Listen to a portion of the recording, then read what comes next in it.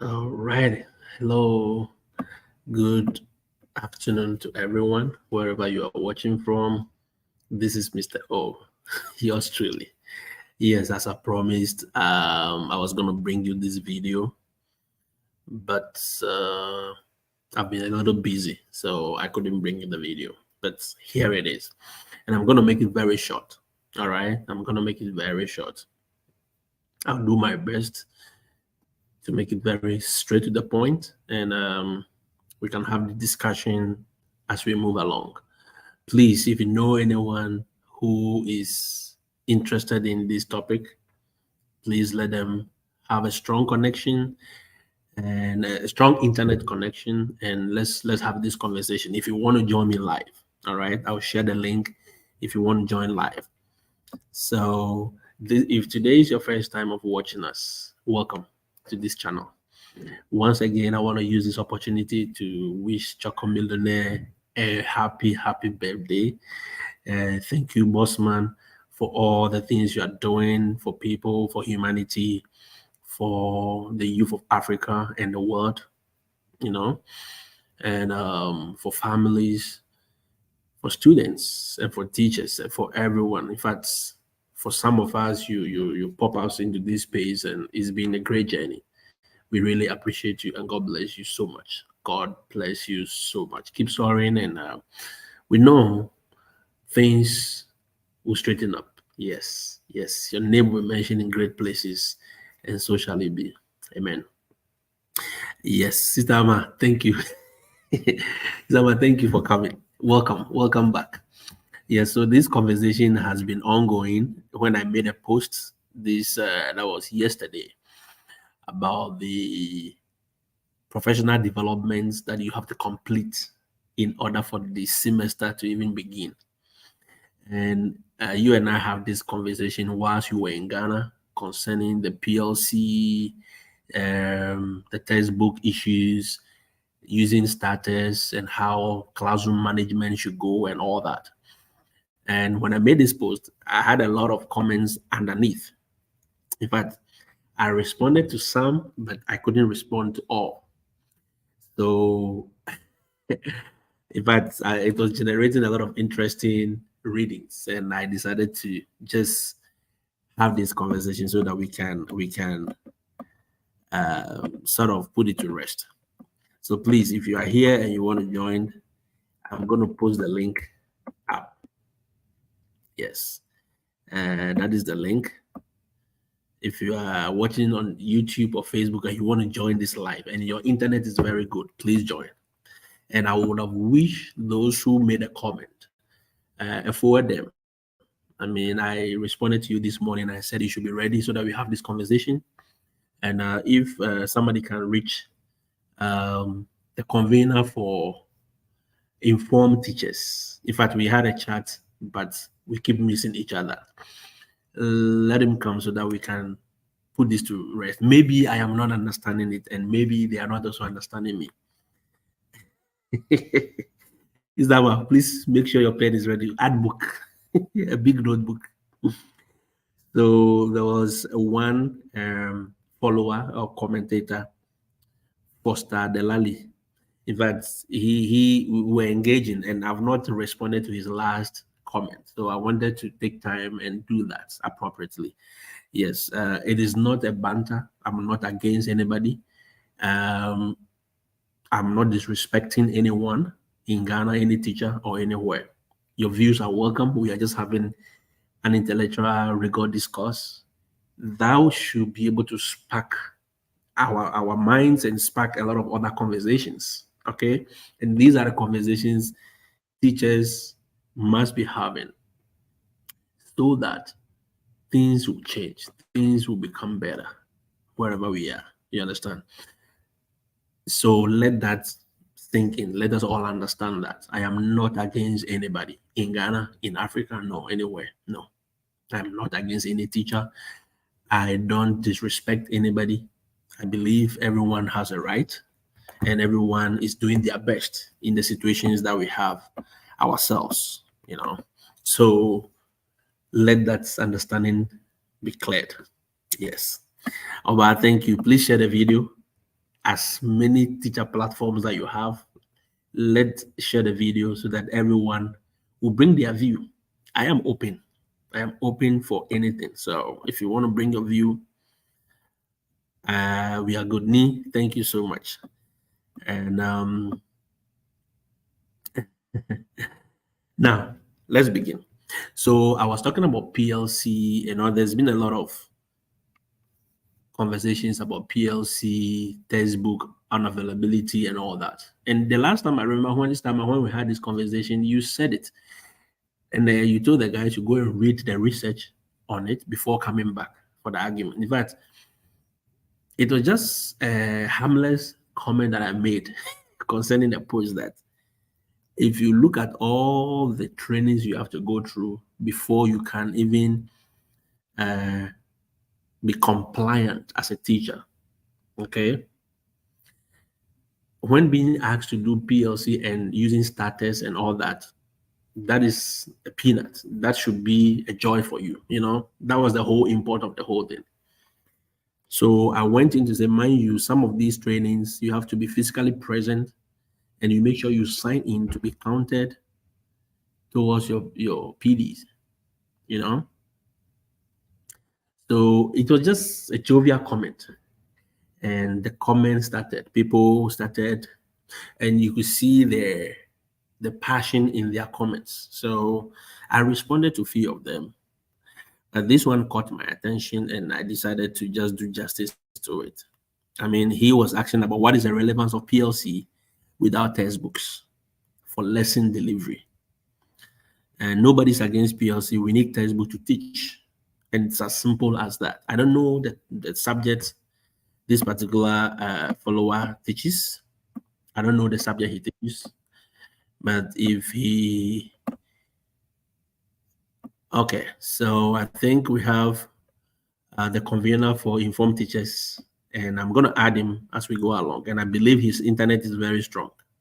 Okay? I believe his internet is very strong and solid. So that was a comment of one guy, and I responded, you don't need textbook to teach. Textbooks serve as a guide in most cases. So with or without them, you can deliver good lessons in most subjects. That was my response. Then he came back with a long text, and we are going to address that very soon. So, Mr. Honorable Jerry, if your internet is good, I'm adding you to the stream so that we can have this conversation. Okay. Okay. Yes, for professional and accountability. Simple. That's it. That's it. And exactly, Sidama, the textbook is distracting a lot of them from the main issue. Okay, the textbook is distracting a lot of them from the main issue, and that is what I want to address. So later he came back and said, are you sure? With or without textbook, as a teacher, one can always deliver a good lesson? And my answer to that part of the question is yes. With or without textbooks, you can deliver good lessons. Because I'm not sure the curriculum we are talking about here just sprang out of space. There was an already existing curriculum based on which they reviewed it and they added fees. So no matter what, the existing textbooks that you have or the existing materials that you have definitely will have a resemblance from the old curriculum. All right. And that was my main reason why I was insisting that you don't need textbooks. In fact, in this 21st century, even this morning, I made a comment and I said, look, when I was teaching math in Ghana from 2010 to all the way to 2019, I never had any set of textbooks given to me to teach. I only went with the curriculum and the scope of the curriculum, where I should teach up to. So when I take, let's say, a topic like quadratic equations, where do I start and where do I end? The curriculum gives me the guide. So mine is to, as a professional teacher, look at it And with the guide of my HOD, my head of department, we sit down, we plan, or as mathematics teachers, we plan and we look at it. This is the scope, this is how far we can go, this is how far our children can take. So we are going to do it this way, this method, we are going to blend it this way, and we discuss all that before we begin. So I don't think that is an issue at all. So for my answer for that question, are you sure with or without textbooks, a teacher can deliver or always deliver a good lesson? My answer is yes, you can always deliver good lessons with or without a textbook, because you've been given a direction. You are teaching English, teach them maybe basic sentences, teach them how to maybe about let's say, okay, let me even restrict myself to my math area. So teach them about differentiation, integration, statistics, teach them this, teach them data collection. And that is all I will teach. And data collection, the curriculum will tell you how or which type of data collection. And I believe as a professional teacher, you have to go into research and do these things, and how best, depending on the school you have and the type of students you have to put in your best and deliver. That's it. So that one is it's a non-starter at all. Now, tell me, which reference materials will you use? As for the reference materials, there are thousands and one out there. The curriculum has given you the scope of how far you should go. All right? The curriculum has given the scope of how far you should go. And as to the reference materials, you can get a lot. And I'm sure the curriculum will also provide a direction as to what to do. And as I said in the morning, when I was going to school, we had access to the yellow fever, those who did math, right?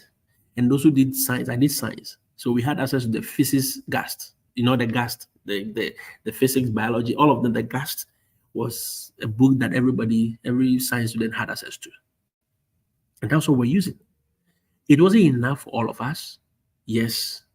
When they started it first, everybody had a copy. But with time, some got missing, some got torn and all that.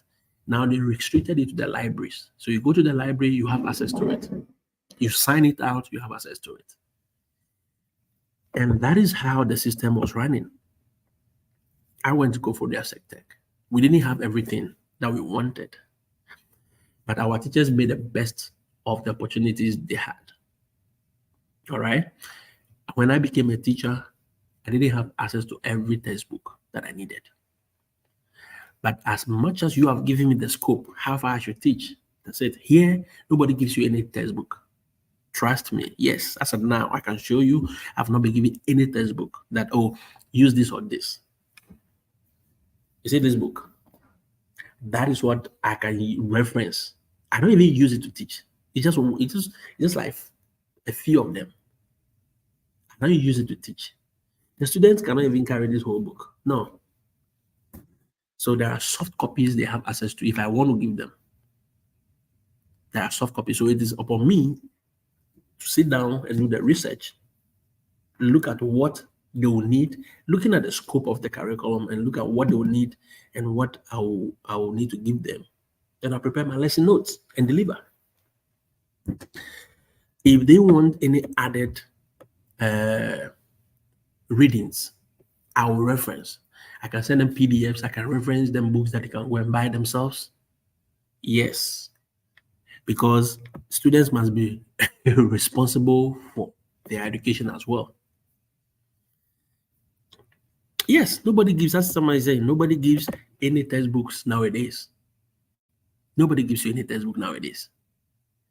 So that part of your question, sir, for me, I would say it is a non-starter. You also said the Common Core Curriculum Program have been introduced without any guide or textbooks. So what makes it common? What makes it common is the context. The text that has been given to you, the curriculum has been given to you. They said, teach soil, teach the type of soils, teach the, how do you call it, diffusion, osmosis. I don't think there are scopes or textbooks that you need for that. Because if it's something you've been teaching for long, you know, you have experience, you should have your notes, you should have, with experience, you have, just look at the curriculum, like know how far. And we all know how these things move. So I don't see why you're asking this without it. The thing has been introduced. They have not given you any textbooks. So what do we do? Are you going to sit down and fold your arms? No. You must move. As I said here, nobody gives you any textbook. Yes, they will give you recommended texts. And these are all even electronic. Look. So go around and you see variations in what is being taught in schools without regard to the same subject or topics. And that is even not because here, I've not been given a textbook, but because we all have a common core curriculum. If I move from here to another city and we go to another math teacher's classroom, he's teaching the same thing. Mind you, we don't have any common textbook we are using, but the curriculum has been made common. So therefore, it is available to everybody. Trust me. Right? So you have to be innovative, smart to do what? To put together your lesson according to what has been prescribed in the common core curriculum. All right? Good. So that is the other answer to that part of the question. And he went on. What is the relevance of PLC without a text for lesson delivery? What is the relevance of PLC without a text for delivery? The relevance of PLC is to discuss data. The relevance of PLC is to discuss data. But you see, unfortunately, in Ghana, in Africa, our lessons or our teachings are not data driven.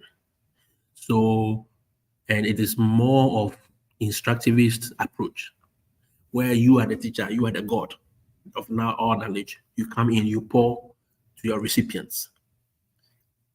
Excuse me, that is what it has been all these years. Okay?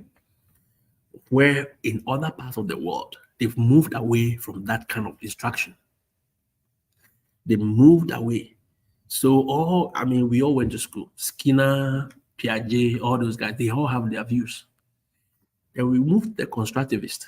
The constructivists came in and said, you know what? You are not the God. So involve the students as well. And even that has evolved long ago to giving the students the opportunity to pace their own acquisition of knowledge. Yes, that's where the pedagogies come in. So if you study all these things carefully, we just go back to our education classes. You can realize that all these things were laid bare to us. All these things were laid bare to us. All these things were laid bare to us. Just that its application is a problem. It's okay. Its application is a problem. PLC, as I said in the morning, is where we all gather.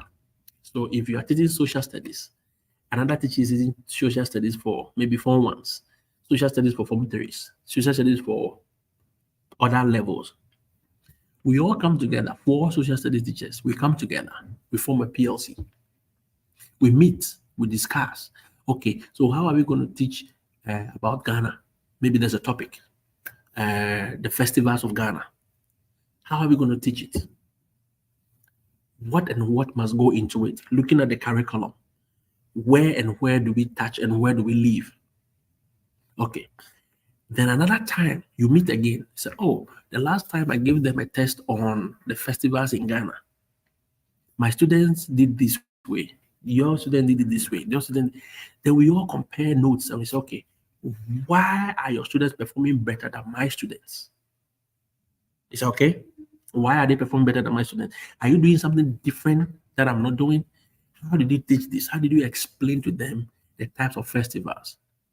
Those are the discussions that we have.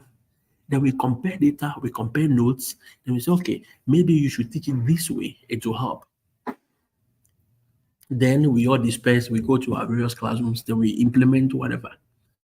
So it is the sharing of ideas, comparing notes, and sometimes you can say, oh, I saw this book online and I'm using it for my class. It's working for me. Then we all look at the book, say, oh, what is the content? What is the content of the textbook? Is it nice? Is it good? Okay, it's simplified. Let's use that one. And that is what the PLC is about. The PLC is not about, and even sometimes you can bring a question, we all, as teachers, brainstorm on how you can solve this in a very simple way for the students to understand. And that is what we do as teachers at PLC. So I don't know how the PLCs are being done in Ghana. That is what is bringing a lot of confusion, because somebody answered and he said the PLCs are not being done the way I'm describing it. Then it's wrong. Then it's wrong, you know? Okay, I'm trying to add Mr. Eric again. Honorable Jerry Akpo. Honorable, I've added you again, but I don't know why your internet, I think the internet is, I think I've added you, but you are not showing up. I can't see you. So if you can see me, please let me know. All right, so I think the PLC and how it is being conducted is a problem. Then that issue has to be raised and it has to be revisited so that everybody will know how it is supposed to be done. Because if you like, you can just Google PLC and you read about it and you see how it's supposed to be structured. It's not rocket science. And as we all know, you are not the reciprocity of wisdom, right? So we can compare notes, we can share ideas, and we all implement the same, because we are teaching the same course, we are teaching the same subject. So that's how we do it here. I've been to my PLC meeting this afternoon. We are still brainstorming on what to include in this semester's work and what not to include. Is that okay? And I've developed, you see, and the thing is here, everyone is supposed to develop your own syllabus. So the students come, you have to give them the syllabus. Okay? You give them the syllabus. Giving them so it's like they are in a university, detailing everything. The course, what is the course about, the course overview, how you expect them, how are you going to grade them, which platforms are you going to use to grade them? Is it going to be all the platforms that you have, and the text? And I said, look, there is no acceptable, every textbook that is aligned with the common core curriculum is acceptable. Every book, any Algebra 2 or Algebra 4 or whatever book that is aligned with the North Carolina common core curriculum is acceptable. If I have a special one, I'll provide it later. That's what I wrote there. Then I have to provide them the materials to bring, how I'm going to grade them. You see, how I'm going to grade them and all that. Okay? Yes. And at the end of the day, how my quizzes, my homework, my tests, my assignments are going to go, and my class expectations. At the end of the day, their parents have to sign. They have to sign that they agree to this and bring it back to me. And that is my syllabus. And I developed this syllabus based on what? Based on the common core curriculum. Every teacher has to do it. Look, about 4 of us or 5 of us in the same PLC don't have the same syllabus. No, we don't. But we are going to teach the same thing. That is how it goes. So let me read somebody's comment before I go on. Honorable Jerry, I've added you, but I can't see you, so maybe your internet. All right. Okay, so let's go. I think I'm going to block this guy. Bernard, I'm going to block you.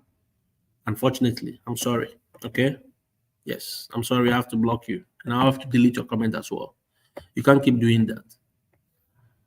We are here for intellectual discourse. If you're not ready, please stop. Stop advertising your things here. All right, Solomon says, well, it is now always the case. I'm a computer teacher. I use the curriculum. look at the strand and substrands, research and teach. But the problem I have observed is that the curriculum seems to be open-ended. Open-ended because the scope may be above the level of my students, and sometimes I become confused about the extent of scope to teach them at the basic level because I learned those topics at the university. Now, Solomon, what I'll tell you is this. If this is your first time of teaching this, I can give you this. Okay, I can let it pass. But if this is not your first time, you've taught this for more than 1 year, then I think you have a basis. Is that okay? If you have taught this for more than 5 years, 3 years, 6 years, then you have, basis for doing things. So you can go back to your archives and look at the extent to which you can do things. Right? At least you know that this they will need. You yourself, you can determine the level of content that your students can absorb and cannot absorb. So for me, that is my answer to that. The curriculum may be open-ended. It's the same thing for us. It's open-ended. But you have to determine according to it. Open-ended in the sense that it is not like, don't give this, don't give this. Look, there are topics we don't teach. It's part of the curriculum, but we don't teach it. You know why? We know the kind of students we have. Yes. So we agree in the PLC, we agree as a department how we do about things. So I don't think it should be an individualized decision. Maybe that is where the problem will be. Okay, so I will ask you to consult with your HOD, unless you are the HOD. If you are the boss to yourself, you should use your wisdom to determine the scope, how far you can go, how far do you know these students can take. The computing you are doing are they giving them the basic understanding? If they're giving them the basic, then you go according to that. Is that okay? And there are so many books tailored to the levels that you are teaching. If you are teaching high school, there are so many computing books that are tailored to the high school. There are so many computing books that are tailored to the middle school, the basic school, the elementary level, and all that. So you can determine that easily. All right. Then we have another one who says, in our case, regarding PLC, senior high schools, at least for my school, all teachers, different subjects are boxed together. And for that engagement, no, you are not supposed to box it. I don't PLC with English teachers. I don't PLC with sports PE department. No, it is wrong. Yes, it is wrong. You're not supposed to box everybody together. Good evening. Good evening, Israel. Yes, Rashid says, Mr. O. Okay. So Tope says, quality professional vibe coming out of discussion. I'm getting more content about American classroom before getting there. Thank you. Thank you. I informed teachers, Mr. Jerry, already said unstable internet in the house. I've always been looking forward to this discussion. Yes, I wish you can stabilize your internet so that we can have this discussion. Seriously, I really wish, so that we can put things into perspective better. All right. So let's go on. These comments I'm reading, I'm answering to them. He went on to say that after the PLC, then what? Honorable, after the PLC, then you can implement a lot of, that is where the textbook issue doesn't even come in at all. Because the PLC will serve as a strong basis for whatever you teach in the classroom or how you deliver your lessons. And as professionals as we are, look, I use myself as an example. I'm not saying everything is rosy down and no, it's not. Whilst I was teaching, you can ask my students whether was the day I brought a set of books to class to teach them. No, I didn't bring any set of books to class. Honorable, you are welcome. Thank you, sir. Yes, sir. Yes, sir. I am finally in. Good evening from Ghana. Please, if you can introduce yourself to our listeners and our viewers so that we can continue the discussion.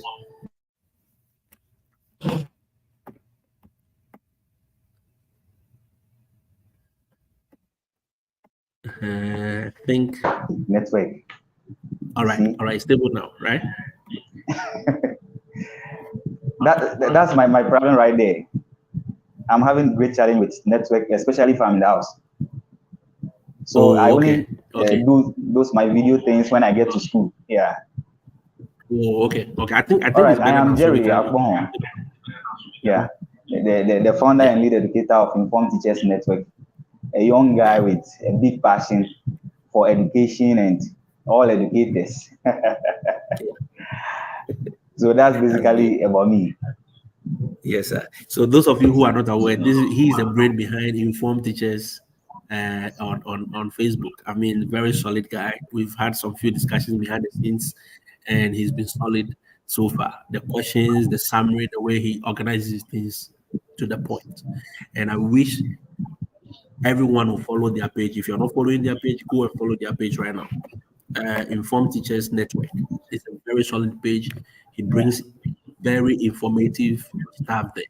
And it is through that page that we are even doing this. We've had a lot of discussions already, and this is part of it. So he's going to add his bit because he has seen the thread of the conversation on my post. So he knows what I'm talking about.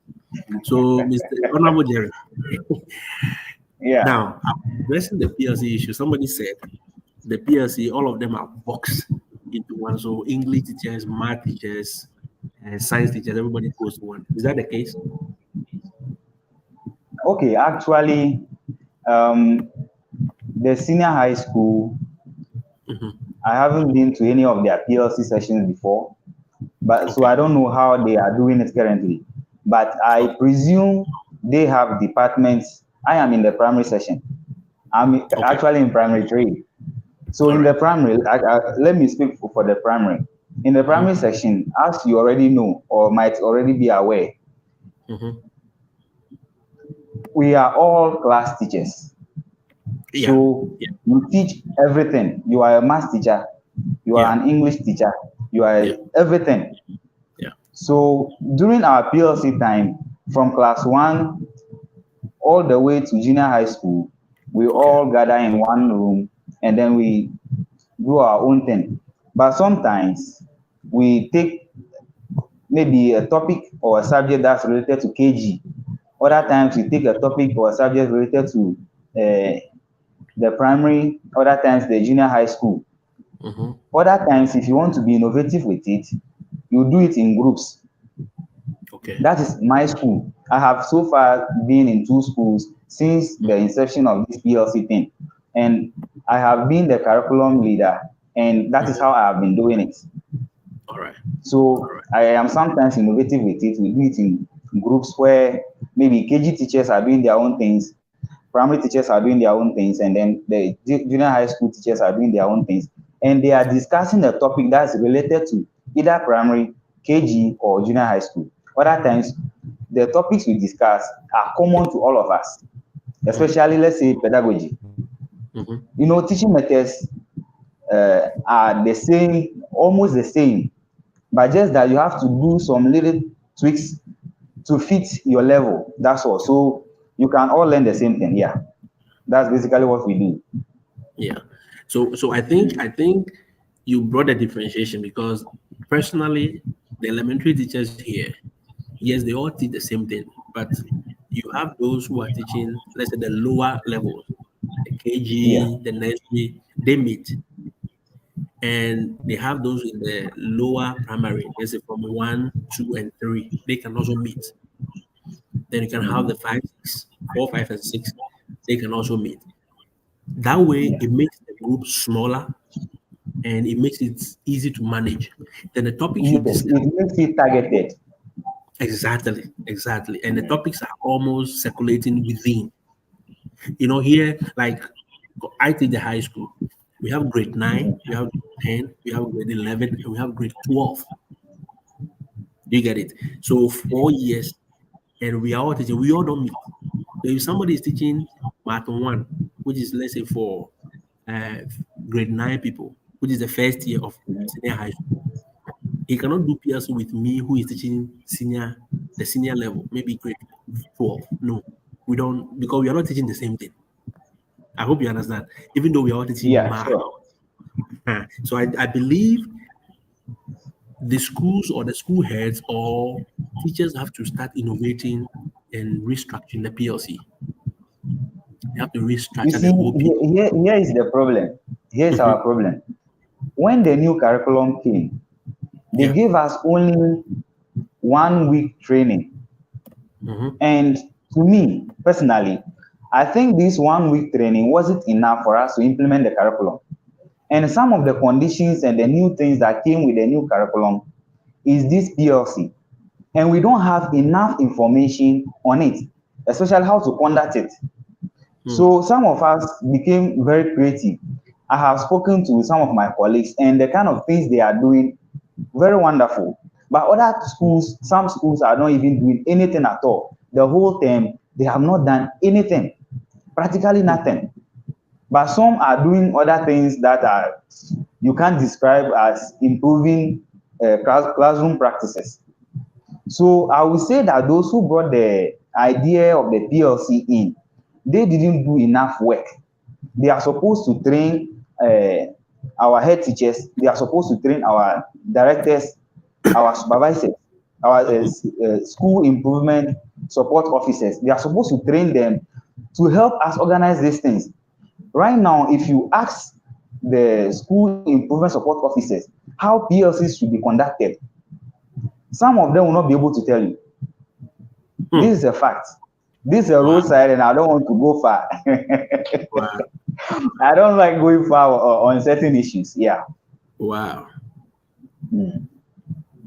So we, the teachers in the classrooms, we are the ones trying to be innovative to try and implement what we think PLC should be. Yeah, that's what we are doing. Yeah. I think that should be the goal. All right. That should be the goal. Once they've not provided you with a structure, the best practices is what we should all adopt. For me personally, that would be my honest opinion. The best practices, as you have said, small groups. I mean, it doesn't PLC doesn't have to be more than even 10. No, small groups so that we can share ideas and do things better. Because the whole idea of PLC is to share ideas, look at data. What are you doing in your class that is working for you, and what am I doing in my class that is working for me? Then we compare notes. Then we go back and we implement. You understand? Okay, Then, I would like to ask this question. yeah, Apart from what you have shared in your previous video, that yeah, you, even before school reopens, you went earlier to, meet your colleagues and prepare the place, which is part of the PLC. What other times do you have your PLCs? okay. So we have the PLC. We have so last week the principal will ask you. You are supposed to meet. Everybody knows there are assigned courses they are teaching this semester. So you are supposed to meet with those teachers, common teachers, and plan. Then send a report to her about what you have planned to teach based on the curriculum.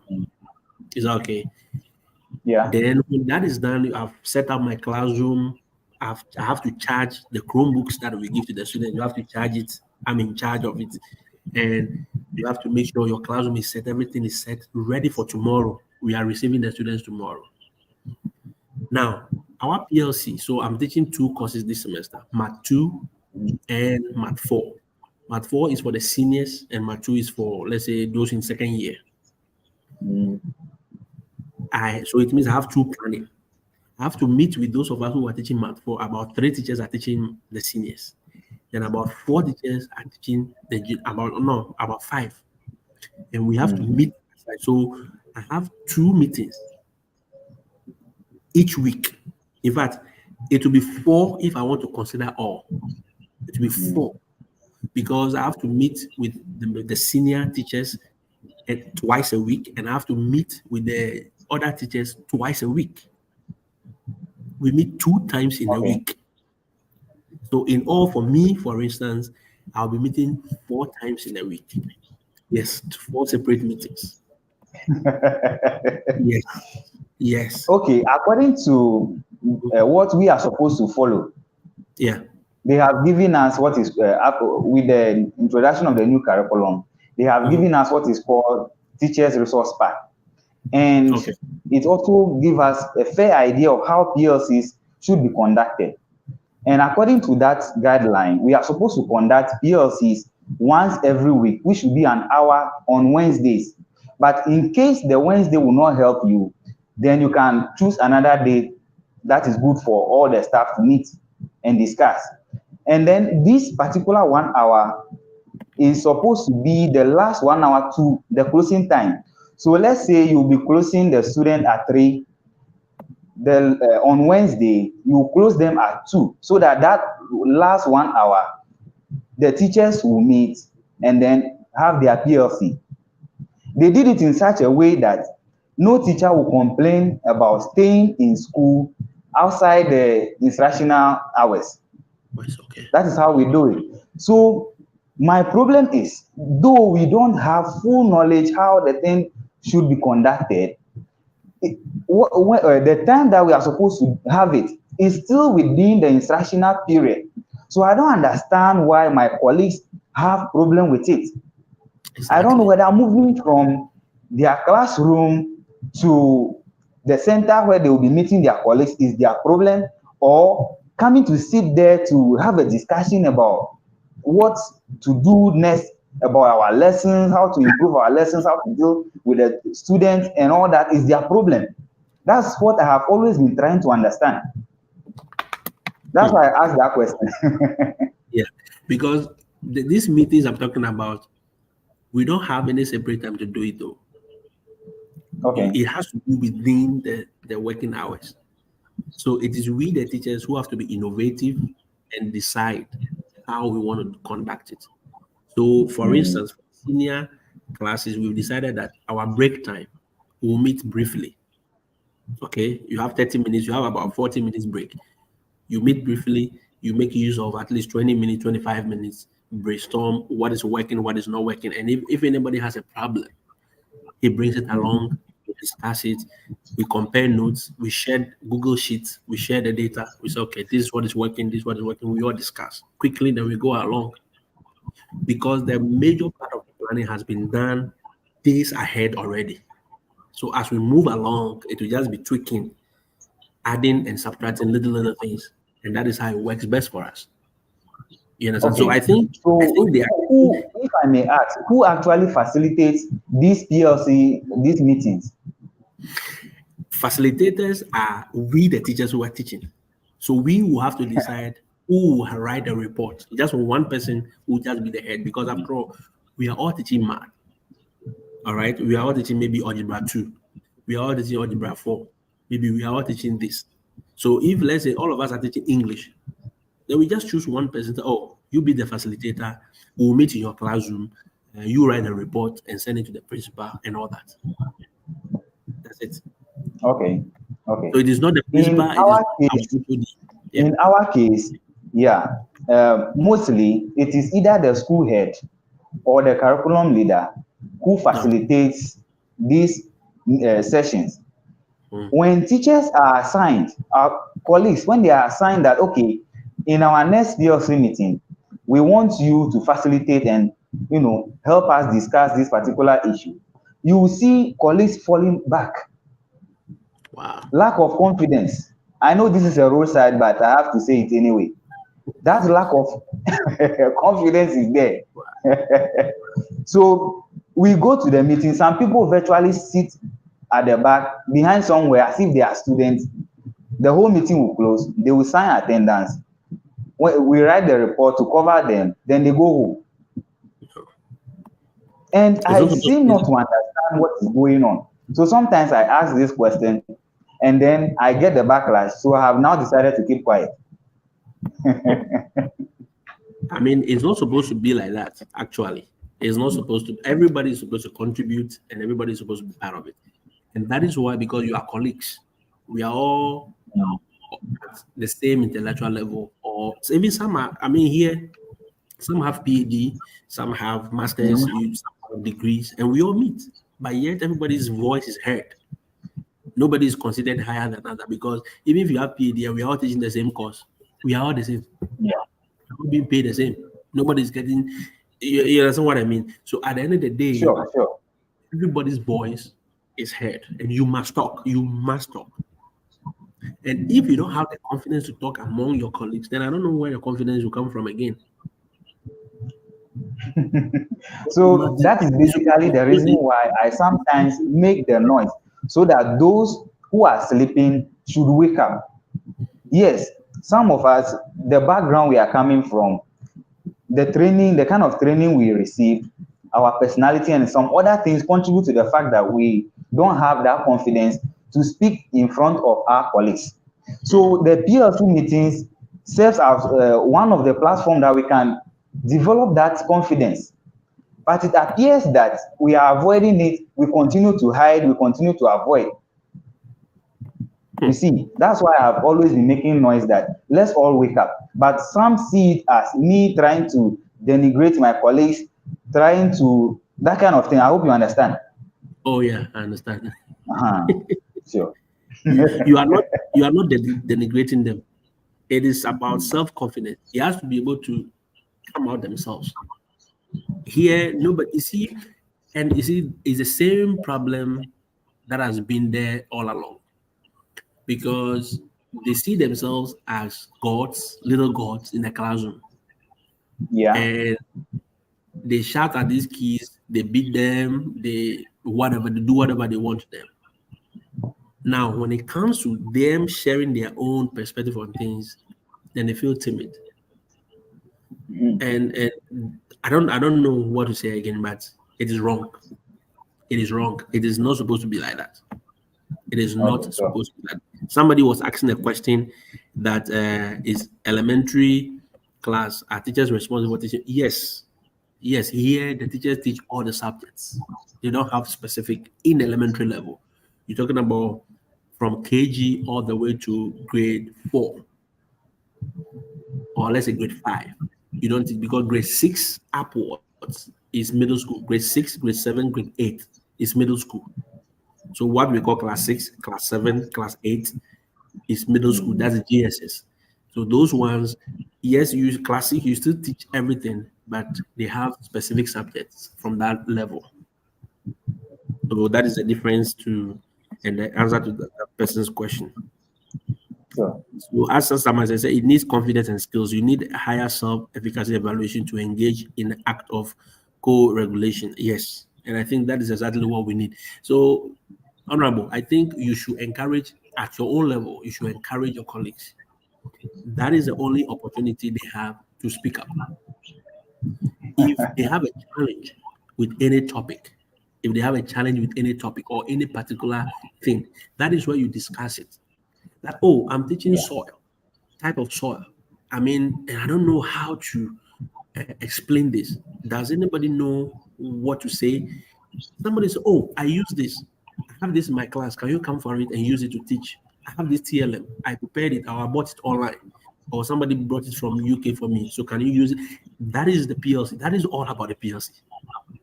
It's Yeah. not rocket science. It's not supposed to be rocket science. You know what I mean?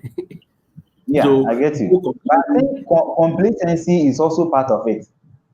exactly. Some of us feel that we have been teaching for the past, let's say, 20 years, 15 years.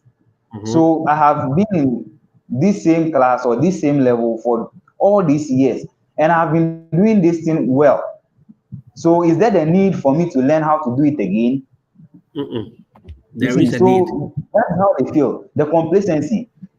Yeah. Meanwhile, sometimes when you have the opportunity to pass by their window, let me end it there.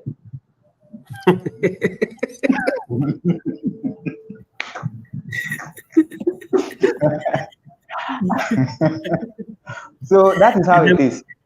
Adam There are certain says, things that need to be improved. mm, There are certain things that actually need to be improved, but they will yeah, not admit that they have a problem that needs to be solved.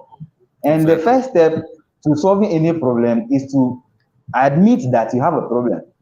Mm, So some colleagues don't admit that they have a problem. So they see no need to come there to discuss. yeah. So that's why they are pulling out of it. Sure. Mm. And I think that is a big problem.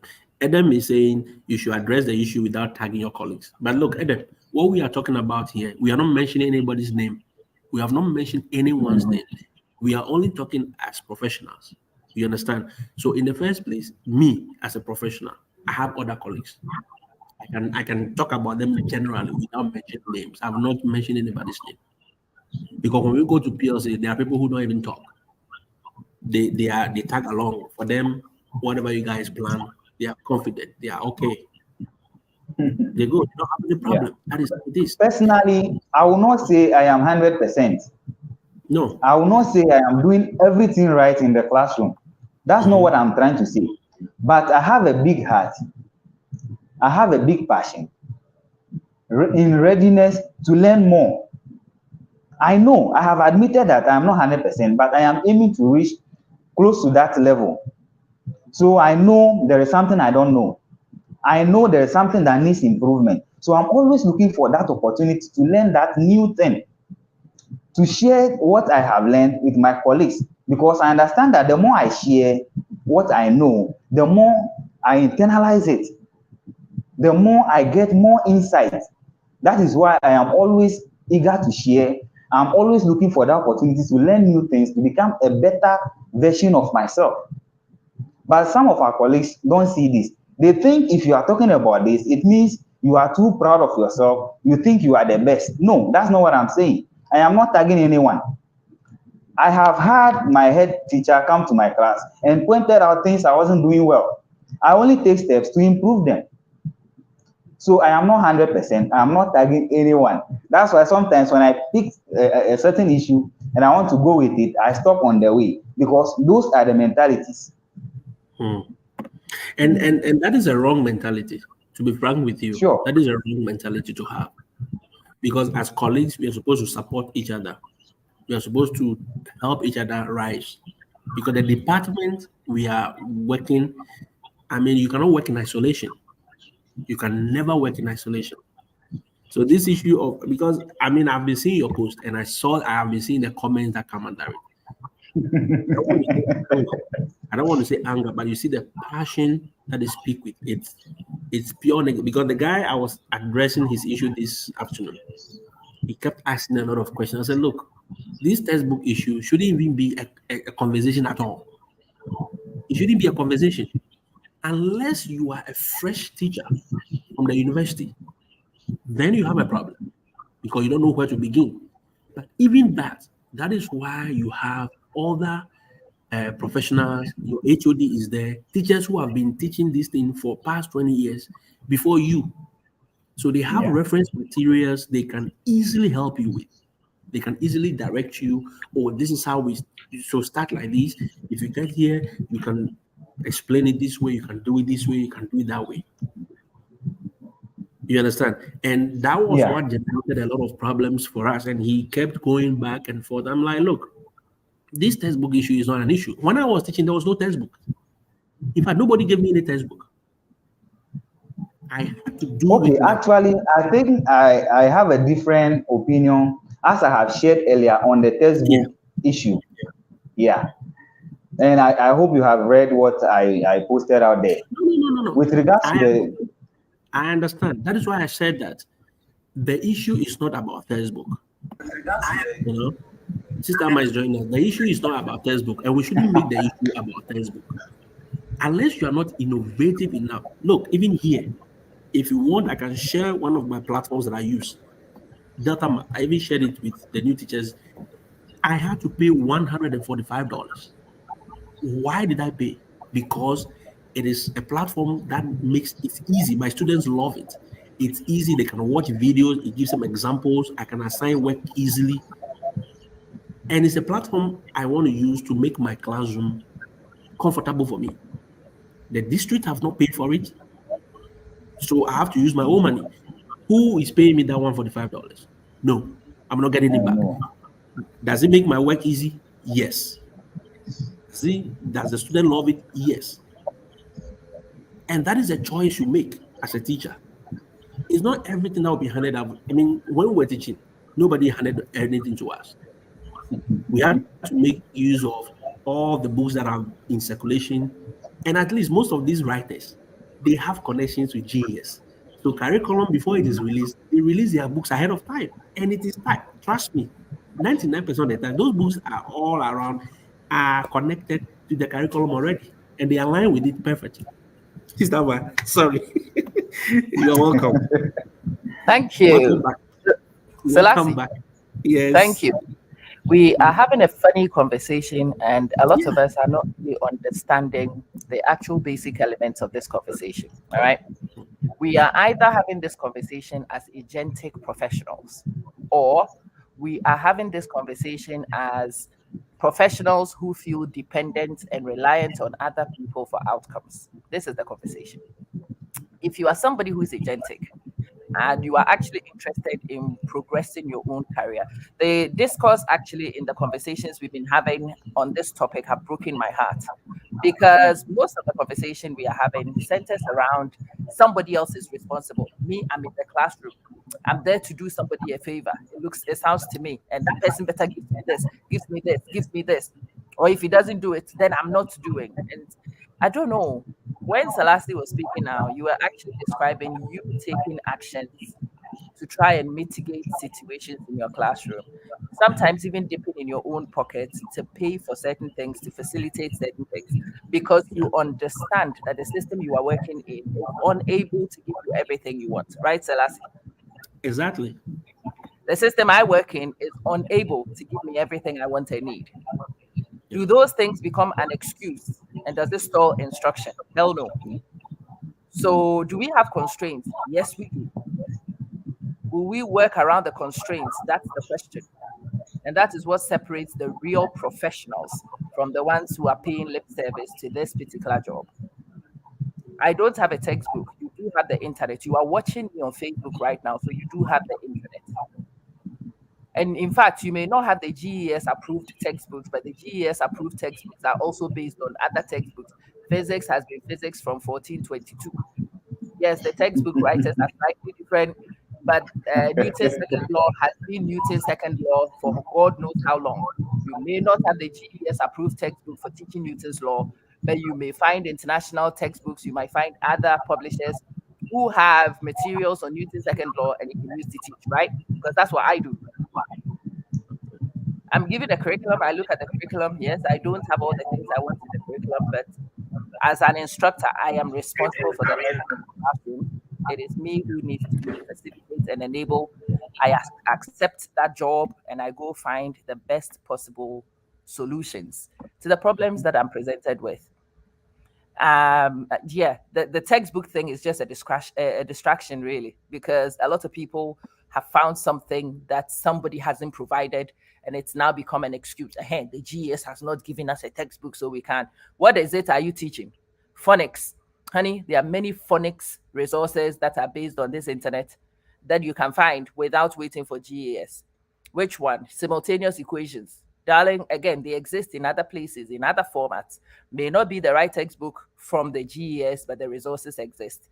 To me, what I am hearing of this textbook conversation is an excuse to pass the buck to somebody else, to absolve ourselves of any responsibility so that we can carry on with the status quo. That's the way it sounds to me.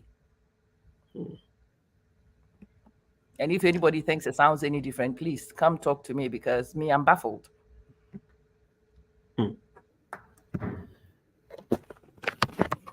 This time, I think that is exactly. Just a second. Yeah, sorry, Jerry. Were you saying something? No, I didn't say anything. Okay, so this time What, Jerry? I think Are you okay?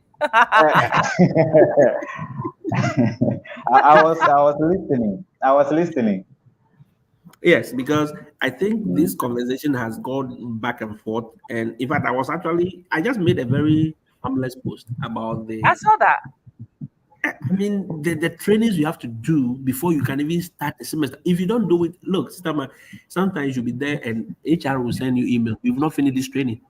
They may not pay you because they don't consider you certified. Absolutely. Because you're So not. exactly. And at the end of the day, it is part of it. So I would just play with it that if you were asked to do just PLC, hallelujah, I would have done it every day. Look at what I have to do. And I have to comply, I have to do and present the certificate to them and to get my CU points. towards my promotion and whatever. At the end of the day, if you don't do it, it's not added. So this conversation about textbook, PLC, I don't know. With regards to the textbook, as I said earlier, I disagree with that. Though not totally, because I still feel and understand that without the textbook, you can still teach. The work can be done. But the textbook serves as a material, especially when you are teaching some of the subject and some topics. You know, our classrooms, we are not fortunate to have TLMs. So there are some graphics in some of these textbooks that can aid understanding. Especially, let's say you are teaching reading. How will you now copy the passages on the chalkboard? That will take you a lot of time, and I don't think that's what you want us to be doing in the classroom. Or unless you have something else to add to that. Oh, yes. The passages have moved on from actual textbooks. They have now gone into things like interactive text. There are things that allow students to interact and engage with the same passages. This is what I mean. The textbook, it's the fundamental lowest hanging fruit, okay? It's the fundamental lowest hanging fruit.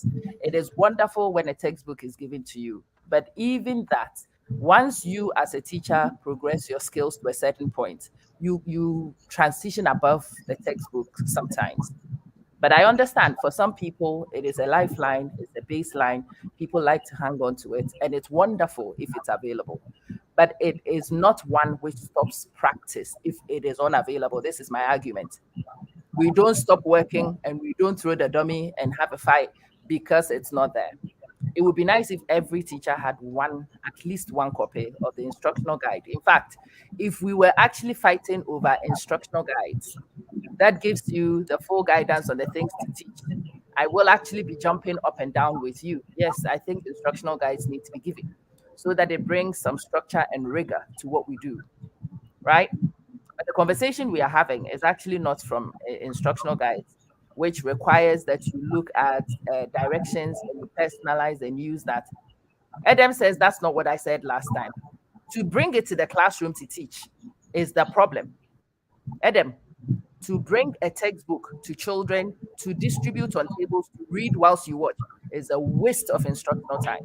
That hasn't changed. It doesn't change. It won't change. That's what most people who are pushing this textbook conversation are after. Class sets of textbooks that you bring to classrooms, give one between two or each kid one textbook, ask them to read exercise 4 to exercise 3 and solve the questions on the 10 pages after. That's standard practice with most people around textbooks. And that's where the problem is. You wanting an instructional guide is what it sounds to me that some of you are now turning this textbook into. Then that's an instructional guide. That helps you to plan the curriculum. That helps you to design your instruction because you are the instructional designer as the teacher. And yes, there are many, many resources that you should actually be availing in your instructional design. And that over-reliance on the textbook is actually quite problematic. That hasn't changed. That won't change. So yeah, we are jumping from different things and bringing different things in. But at the bottom line, as an instructional designer, will you continue to design instructional sequences competently with or without one textbook, or does one textbook suddenly cripple you and you are unable to plan instructional sequences? That's the question. So far, nobody's answered that question for me. Do you become a cripple because one textbook is not given, in spite of all the things that are available on the internet that you are using to work with me right now? Is that the conversation? If that's the conversation, then it's actually professional accountability we're having here. You are paid to do a job.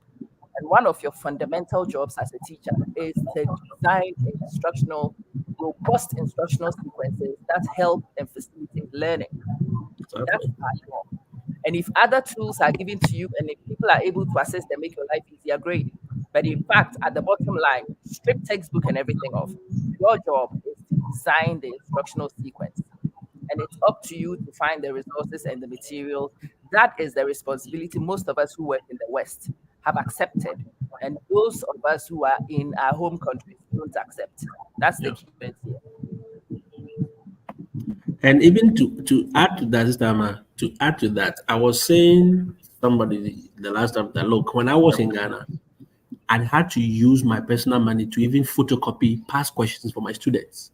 Why? Yeah. Because the principal said there is no paper. Yeah. And I had to run this paper from home, print it, drive my fuel, bring it to the school, conduct mock exams for these students in order to prepare them for the exams they are going to write. Did somebody pay me? No. Do Professional I responsibility. demand? It's my Isn't it? responsibility. I Professional think responsibility. exactly. You And are he's paid to asking do me your job. who will pay for data that they will use to research for Yeah. the curriculum. Who That's must pay you? it's the excuse. See, you are paid monthly to design instructional sequences in the best possible way according to your skills and the Yeah. resources available. You are paid to do that. That's the fundamental bottom line of our job. Our job is to design the instructional sequences. And when you go and apply for these jobs, you actually say that you are competent for this job, right? You can do it. You are qualified to do it. You have the resources to do it. That's what you say at your interview. And then at the next breath, you turn around and say, oh, I don't have one textbook, so I'm unable to do it. Mhm. Oh, yeah, I need 23 sets of this but one. The internet.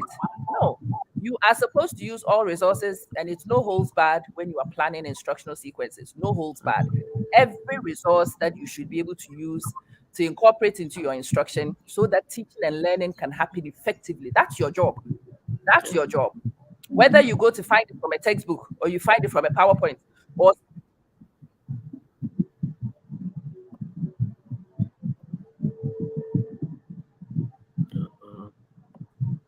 the bottom Hello? line is, Yeah, are okay. you a competent instructional designer? Sadly, a lot of teachers don't see ourselves as that, but that is one of your core mandates. You Yeah. are an instructional designer, and it is your job to find the resources you need to design because all your employers require of you is delivery.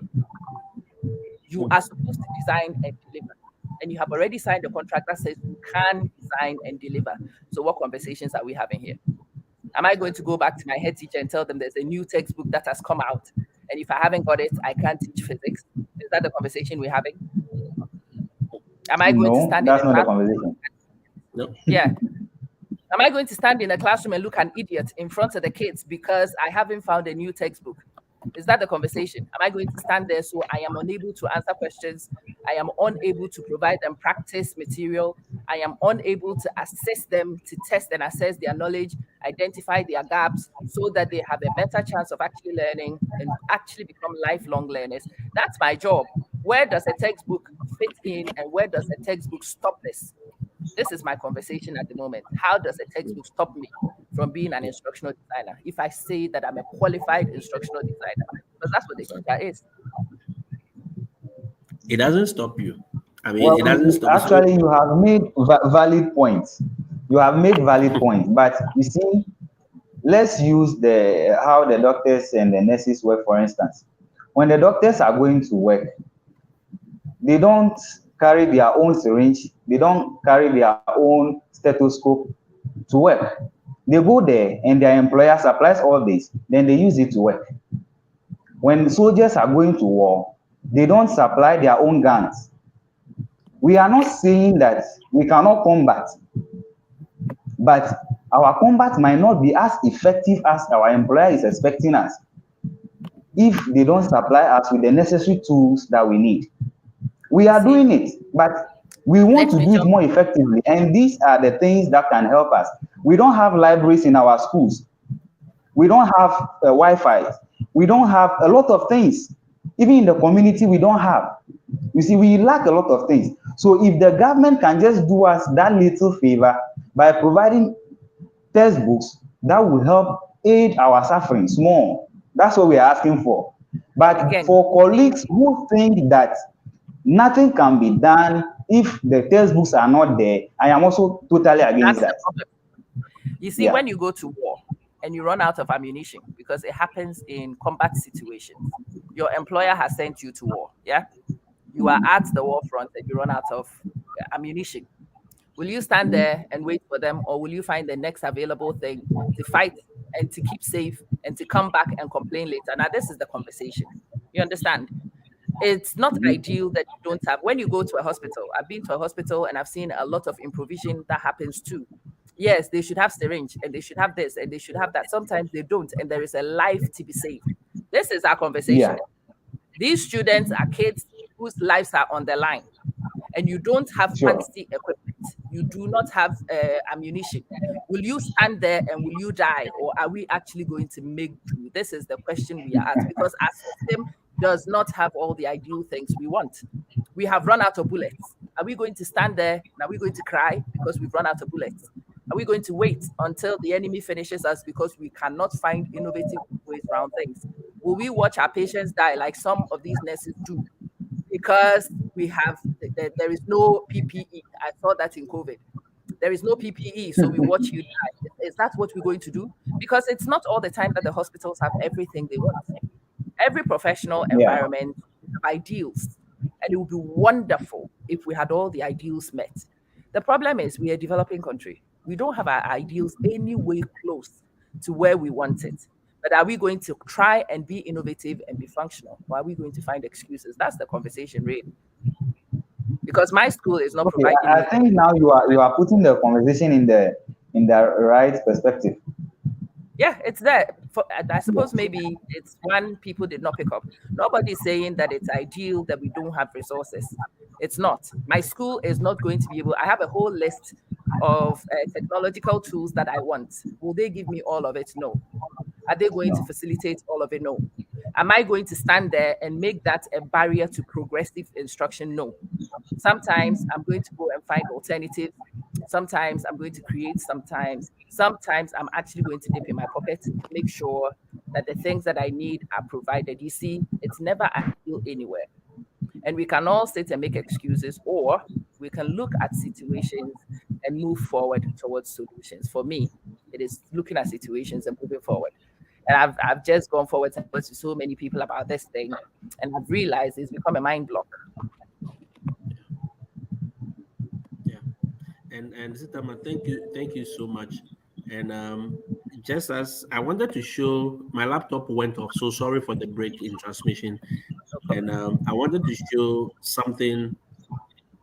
A lot of people are asking, do we write lesson note? Do we do? Yes, we do. Yes, we do, because Do we write lesson notes? Yes. What do you think? Huh? That is their argument. That's what their excuses. Oh, do you write lesson note? Do you have to do? I say yes, we do. We don't write lesson notes. We plan instructional sequences, and we do it with multimedia platforms. No, we don't just write notes. We create images, we create video, we create rich text, we create a lot of things, and we use that to instruct. So lesson notes, that's the rock bottom. That's the nonsense. This is mine. Look, I'm sat here. Mine are here. I am still trying to plan my sequences. You want to be paid as an instructional designer, honey, and you don't want to design the instruction. Is that the conversation we are having? Or you want to write the instruction in your head? How do people actually regulate your work and make sure that you are doing what you are supposed to do? Because the children, their rights must be protected, all right? And it is your supervisor's job to make sure that you are at least doing that which you are supposed to do. And there's a certain record keeping that is necessary for this accountability and checking rigor. Your lesson notes is the lowest hanging fruit. If people are not asking you to create presentations and to come up with rich multimedia, I will not even complain. Lesson notes. Hey, you want to go to battle without a battle plan? That's interesting. Very interesting. Those are the excuses. Those are the excuses. Yeah. They think, I don't know. When I was there, when I was in Ghana, I always tell people, the moment I entered that school, I chose to be a different teacher. Look, my laptop, up to now, I still have those. I can share my screen with you right now if people want to challenge. The long sheet that teachers used to do. Then they will put your name, classwork 1, classwork 2. Then they'll do calculation 30%, 70%. Then I told myself I was never going to do that. When I entered that school, I said, no, this thing you guys do, you are struggling. No. I went into my Excel, designed the same platform, put the formulas in. So all I need is, if I have my classwork, I put it in. My assignment, I put it in. At the end of the day, it calculates everything, brings out the excellent everything for me. I don't need to fill. I just print it and give it to them. This is your grade. And before I say Jack, within 2 years, we converted that to a platform where the school had to pay to generate the students' assessment and all that. We're not writing. Within 3-4 years, everybody stopped writing these report card and things. We were printing them. How did it start? I chose to be different. I said, I am not going to write this thing that you guys are doing here. My lesson notes, I type them. I type my lesson notes. I make sure the same lesson book, big book they were having, I type it. The same structure. And I bring it. And my HOD was like, why is everybody's writing? I said, no, me. I choose not to write. What is the essence of the computer I have? As I said this morning, they only use it to watch Nigerian movies. And they will complain. He's complaining about data. Who is going to pay for data? I said, the data you guys spent on watching, excuse my language, unnecessary things. Who pays for it? Are you not the same person? I've shared something with you, Selassie, on the I can even so, this is a very simple one of what people do. And if you actually pay attention to this is something that a group of instructors use to teach, right? Yeah. And you can see that this is the plan, what we are teaching week 1, lesson 2. And you can see the hyperlinks that actually goes to the whole instructional sequences, right? Exactly. This is what people are doing in places. We are not writing lesson notes. The assignments we are actually doing are hyperlinked. What kind of questions we are going to ask are all there. They are all there hyperlinked so that our bosses, our supervisors can also go in there. They can click on these documents. They can check these documents. They can see if we are actually putting things in place. There is a certain rigor that needs to be part of this conversation. And sadly, I've seen quite a lot of people who are busy talking about lesson plans and lesson notes. Why should my supervisor see my lesson plan? So how is he supposed to check what you do? If lesson plans is all he's checking, it's nothing. Actually, in most places, he will go to week 4, lesson 3, and turn up to your classroom to come see. Are you in week 4, lesson 3? And are you teaching what you said you'll be teaching in week 4, lesson 3? When they come to the lesson, are you actually doing the things that you said you would be doing? Are the children learning the things that they said they will be learning? I'll try and share something else to the same thing so we can work on this. I want to have this conversation so we are aware that this is not a hypothetical conversation that we are busy having with you, okay? This is a real conversation around practitioners and what's instruction. Just 1 second, Selassie. I will get inside and then we can share the page. Just hold on 1 second. When we are in, I will share, I'll tell you, and then we can show that across. These things that I showed you, all the blue things you saw were individual things, and I'm about to show you where these individual things sit, okay? Where the individual things sit, let's just go into grade 11. And this is all things that are actually held in platforms that everybody in my institution who wants to monitor what I do can see. Now you can share the page. This is the last page. All right, so what you see here is actually my grade 11. And you can see my individual lessons. They are all here, hyperlinked for everybody in the organization to see. It is not now that I'm about to teach lesson 1, lesson 2, the things that I have changed, you can clearly see them here. This is my grade 11 physics plan based on the thing I showed you. The individual things that you could see are the hyperlinks. And yes, it is publicly shared information in open accountability for anybody who is my superior, for any inspector who comes into my classroom to see. It is rock solid planned. And no, this is not something we do in a haphazard nature. So please come, let's have a conversation about what do you call the lesson plans in Ghana again? Lesson notes. Really, lesson notes. Let me open one for you, and whilst we are at it, we can see what these things actually look like in the West systems where people monitor. I'm just going to find you one random one, yeah?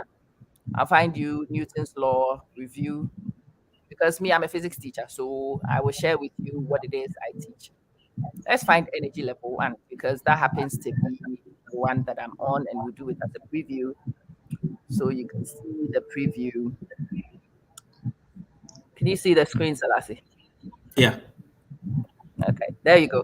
So lesson 1 in the preview. When a person in my institution goes in and they want to see the things that I do, they can see slide 1 and the things that I'm doing in slide 1. You can see my slide 2, the things that I've planned there for the kids to do. They can check, am I doing literacy the way I am supposed to be doing literacy, or am I paying literacy lip service? You can see it's there. Am I doing the connection? Am I giving the kids the open-ended questions, or am I beginning my lessons by preaching and telling the kids? No, I'm busy getting the kids to connect, and I'm giving them the scaffold to get them there. You notice at this point in my class, I've not started talking. You probably will hear my voice roundabout here. The person who is monitoring can go now and see the things. Am I doing activities with the kids? This is the thing with instruction. It's gone past just writing lesson notes.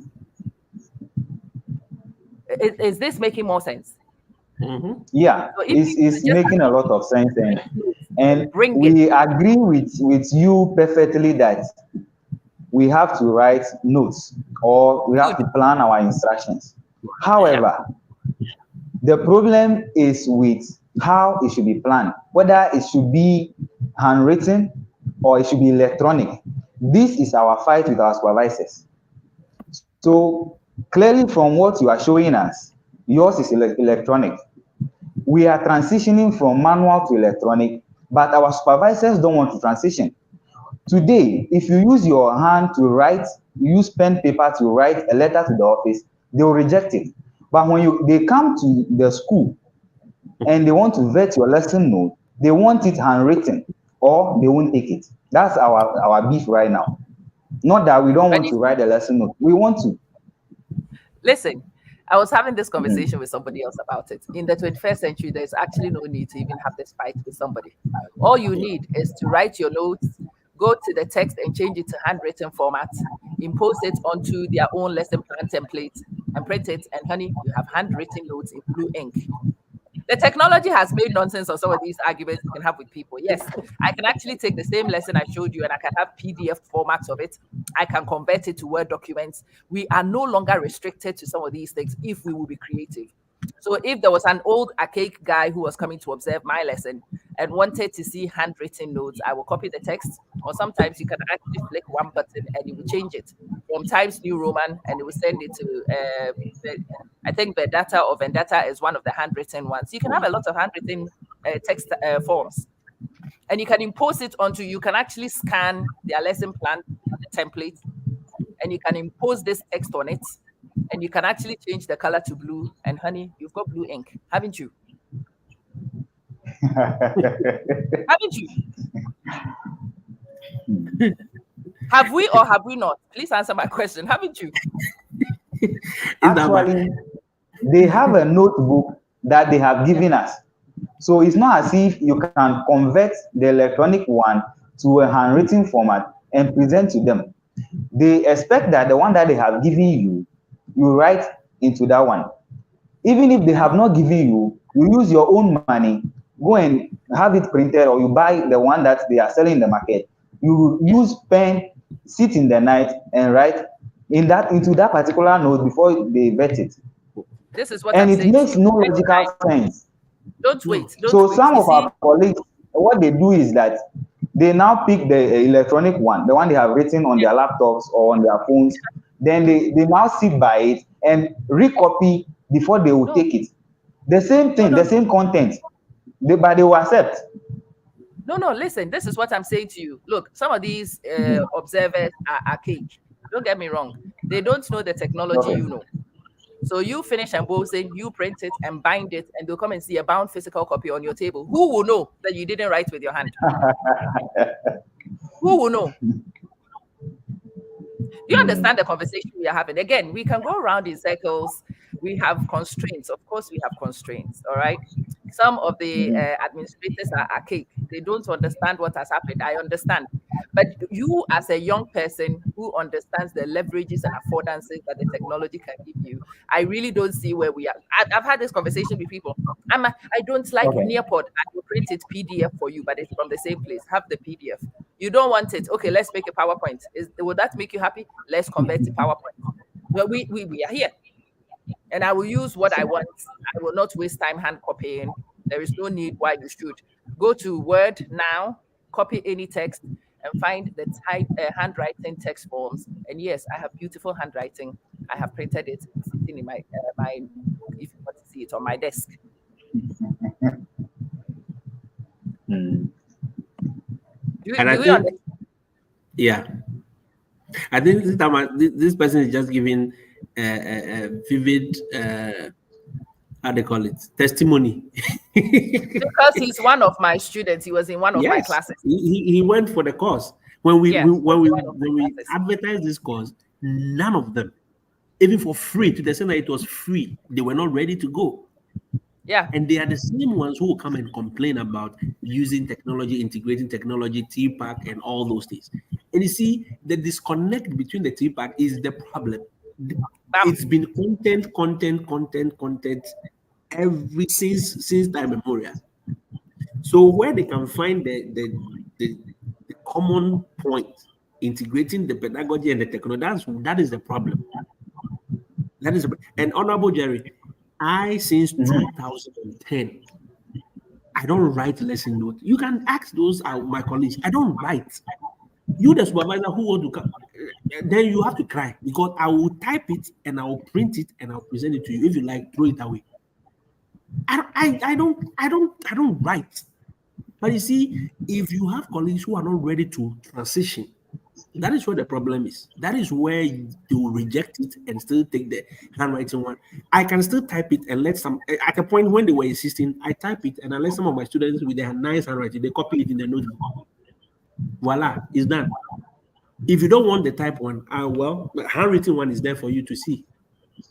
You know, that is a struggle. As you said, we need to be able to innovate and straightforward. As Adamte is saying, he's now using Nearport quizzes and stuff. His interaction in that course has broadened his understanding. Now, when we talk about these things, he will not fight it. But those who didn't go for the course, who don't have any perspective, they will fight. No matter what you write on your platform, they will fight it. They will insult you. They will make it look like they need a lesson note. Oh, yeah. They need a lesson note in order for them to, if there is no book, it means the whole world has come to an end. The whole world has not come to an end. When I was in the university, Winnipeg, I bought books. I bought these foreign math books, engineering, fraud, all those books. And those were some of my resource books that I was using. I didn't see it as beyond them, but I had, as a teacher, I sit down and I look at some of the questions and I siphon it, and I so this one will work for them, this one will not work, this one will work. And I put them in the Ghanaian context, and sometimes I even change the wordings. And I say, oh, if that dummy bridge is going this way, because you are teaching, functions, graphs. Dummy bridge is a perfect graph. You can use to explain your quadratic equation easily. But how would they connect? So you as a teacher have to innovate. But if we don't, then these supervisors will come back to us, write the note, do that. They're making us stupid as teachers. And at the end of the day, some of our colleagues will be making noise that they need a textbook in order for them to deliver. They need this in order for them to deliver. Mr. Henry, we are not belittling the use of textbooks. No. But as I said, I was in Ghana for 10 years. I taught from 2010 to 2019, at least let's say 9 years or 8 years. I never had any textbook handed over to me to teach my elective math. No. You can ask my students. I don't go to class with textbook. But they bring to class their own resource books. What do you call them? You mentioned some of the series, some of the math series, those people who create those books. That is what they bring to class. Akiola and all those ones. How did they know that it fits? Akiola is in bed with GES. So before the curriculum comes, he had designed the book to fit it. So if the GES approved book is not coming, it's a perfect resource to use. So I think we should. Oh, actually, we are getting some material from the market. We are getting but we feel like we shouldn't be using our meager salaries to be procuring what we will be using to work for our employer. You see, right, so you are working for the employer. You see the mindsets that are actually coming in. And I'm glad you go in with this. It's the mindset. Sure. You are not working for the employer. You are actually employed to deliver a job. All right. A lot of us actually work as if we are doing the government a favor. No, the government is not asking for your charity. You are actually remunerated for what you do for the government. The government, if they are able to provide what you want and all your dreams, great. But you have to remember that this is something you are doing that you are paid for. This is your job. This is not a favor. This is not a charitable relationship between you and government. And I get that feeling from a lot of the interactions I have with the teachers at home. It's almost as if they are doing governments a favor by teaching the children for the government. And you're like, hey, you are paid for this job. Oh. The salary is not great, but you agree to take the salary for the services you are supposed to render. So yeah, we have a lot of work to do around the mindsets and the responsibilities that we feel as part of this process, and that we are committed to help to get the best outcomes for the kids.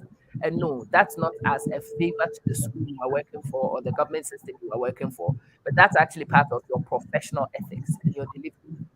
If we actually see it that way, then this conversation goes beyond, okay, the school hasn't got the book, but I can get the book. I get the book for the kids because I have a partner. Okay, then I think I have a question to ask. Please ask. What would you have us do? We are soldiers on the battlefield and we lack the weapons to fight. And we are crying out to the one, our commander who sent us there, that yes, we are actually combating, close fist combat, but we need guns to fight off these demons in front of us. What would you have us do? Okay, should we stop as a shouting? pragmatic person, I expect you to look around you. If you find a rock, throw it at this enemy of yours. If you find a stick, use it to beat him. If you find anything, use it to keep alive and to make sure that you keep body and soul together. And later you can go fight with your army commander if you want. It would be silly to stand on the battlefield and cry for the commander whilst you are getting killed. You see what I mean? We are actually pragmatically surviving, and that's where we find ourselves. If you need to sing for the children to learn, then you sing. But again, you feel a personal responsibility for yourself and your safety. And at some point, you realize that your survival is in your hands, not in your commander's hands. So you will not stand on a battlefield and call commander to bring you down. Otherwise, you will stand there and be shot. You won't. It won't make sense, would it? It's the same logic here. I'm glad I'm your own logic. Mr. Honorable Jerry, keep throwing stones. In fact, look for the tie, the tie, the one we used to go for the bush. Poison the enemy. Use juju. Use agbala. We don't care. Just just fight. Keep fighting. Keep alive. Yeah. Use juju. Hey, if I will take you to Nogogo, if you can't get physical guns, let's go to Nogogo. Find anything, but keep alive. That's the strategy. That's simple pragmatism, isn't it? Somebody is asking that the course should be organized. And the course, look, who is this? Dede? It's pre-recorded. It's available.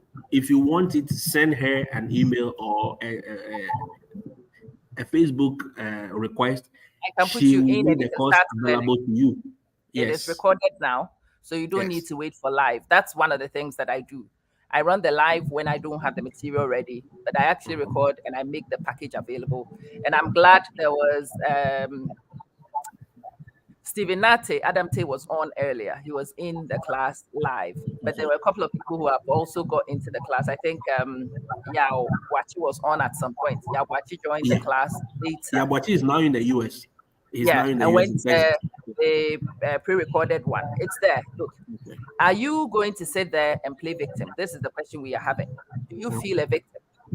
Or do you feel an agent who can rise above challenges? Me, I am an agent. I can rise above any challenges, including constraints that my own employer sometimes put in my way. Will I look stupid in front of the class just because my supervisor has not given me what I want to know, honey? I will not look stupid. I refuse to do it. Will I do harm to people's children because my supervisor has not provided me the ammunition? No, I will not, because I understand my responsibility to do no harm to the children that are actually assigned to me. Their futures, they hang in the balance. Whether GES has given you the textbook or not is not the point. The point is you have people's futures in your hand. And you can actually do good or you can do harm. Yeah. That question is a personal responsibility. And the excuses we use are just excuses. It is on your head at the end of the day. On your head, because you have signed up. You knew the GES does not provide all these textbooks, but you still signed a contract with them. You know that they don't have fabulous classrooms, but you signed up to teach for them. You know that they are backward and their supervisors are aged and they haven't done this and they haven't done that. That's true, but you still signed a contract to go and teach. And so at some point, you need to sit down, put your hand on your chest and realize the personal responsibility to that which you have signed up to. And you do your very best. As long as you can put your hand on your heart, knowing that you have done the very best you can for the student, that's good enough. That's it. That's all we have to do. Nobody's asking you to be perfect. Nobody's asking you not to have constraints, but are you non-maleficent or are you maleficent? That's the question.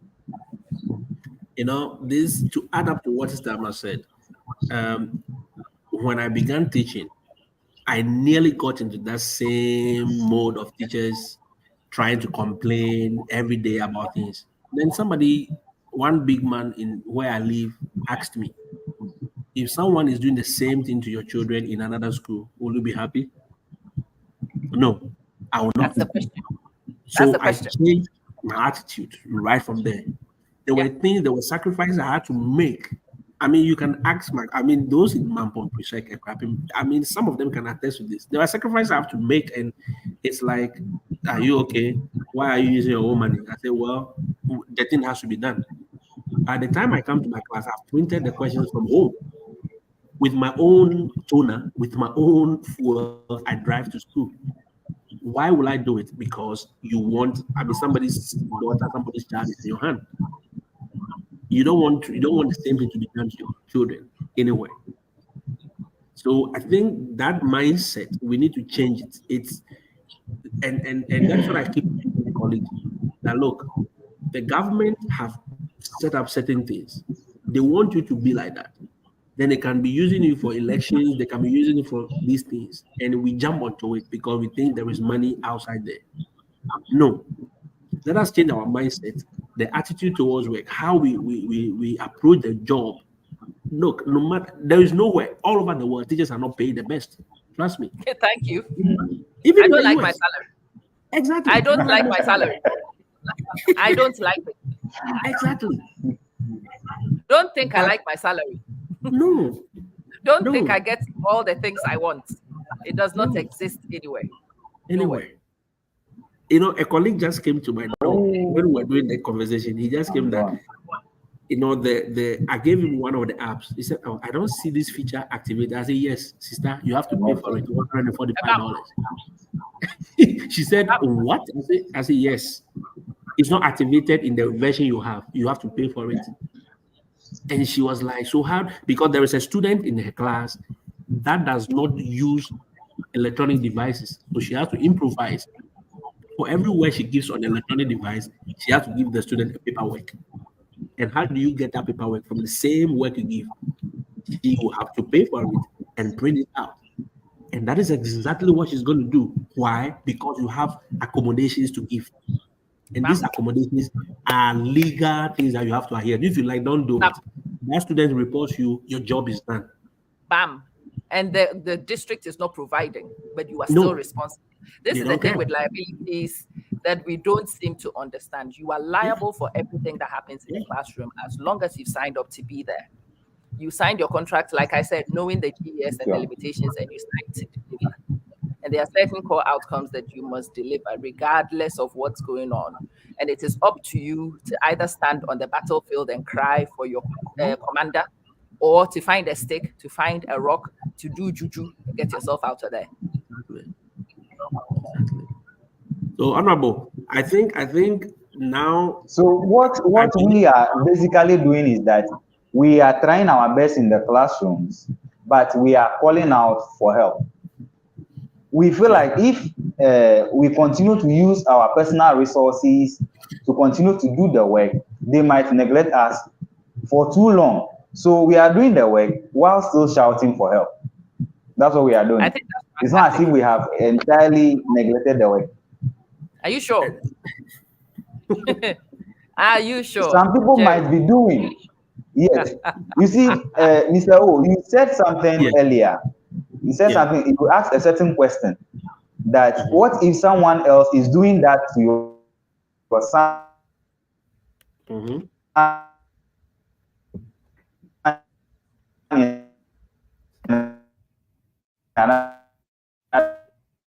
No, I think your internet. Oh, I thought it was my internet. No, it's his internet. It's been And stable for all this while. patient, I think it's done really well up to now. It will refresh itself, Oh and yeah, you. yeah. So you I think see, it's good. is he back? No. When he's back, I'll stop. But I'm Yeah. glad we are actually getting to this point in the discourse. You see, Mm-hmm. we can go around and we can find excuses, or we can Yeah. actually roll our sleeves and understand the bottom line. If Yeah. you're a teacher, my question to you is, are you doing maleficence or are you non-maleficent? It's a question you ask yourself every time. And if you Mm. can put your hand on your chest and say you are non-maleficent, then you're good. Then we are Hmm. okay. Are you doing the best you can for the people's children that are in your charge?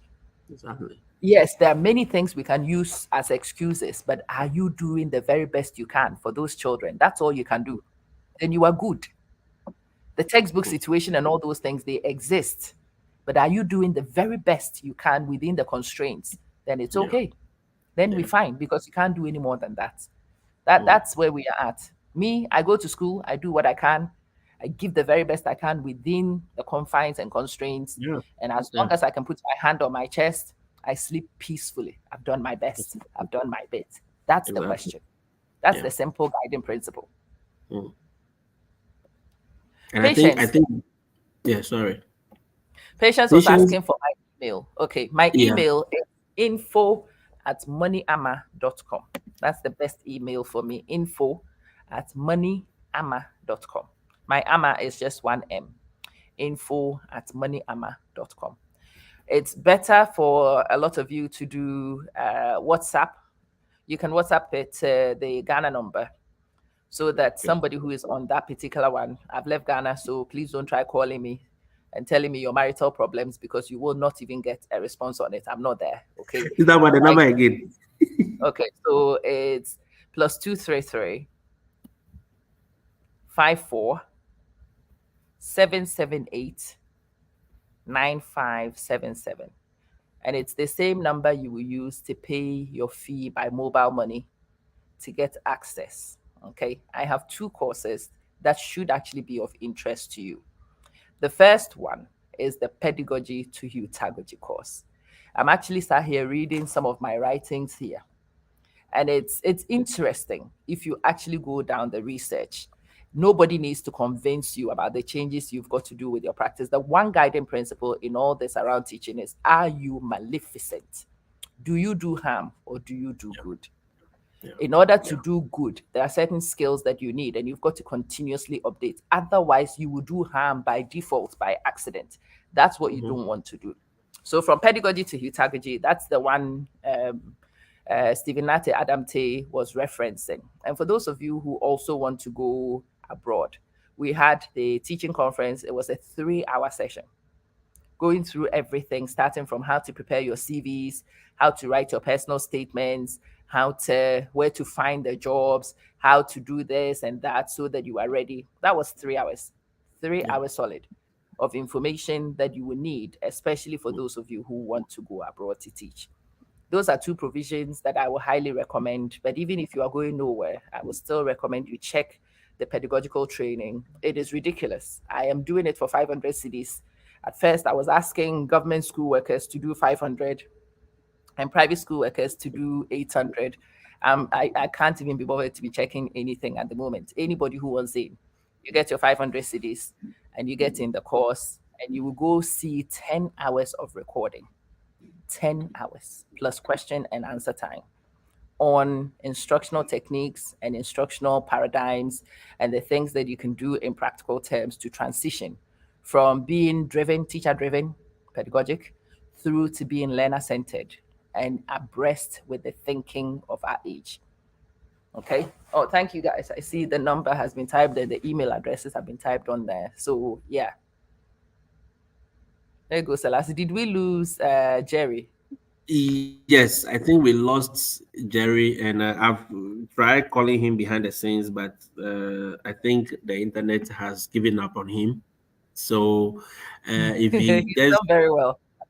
oh yeah, he's done so much. I mean, he was complaining about it first, but he's been very stable, and I think the He's whole, as you said, very, the whole very summary of it is let's change our mindset. No one is calling simple. anybody incompetent. We are not saying anyone is not doing their job well. No, we are not throwing shades at anyone. We are No, only saying we've been through that same system. I've been through. Istama has been through. I mean, she stayed in Ghana. She knows what it is, and we are only appealing that things have changed.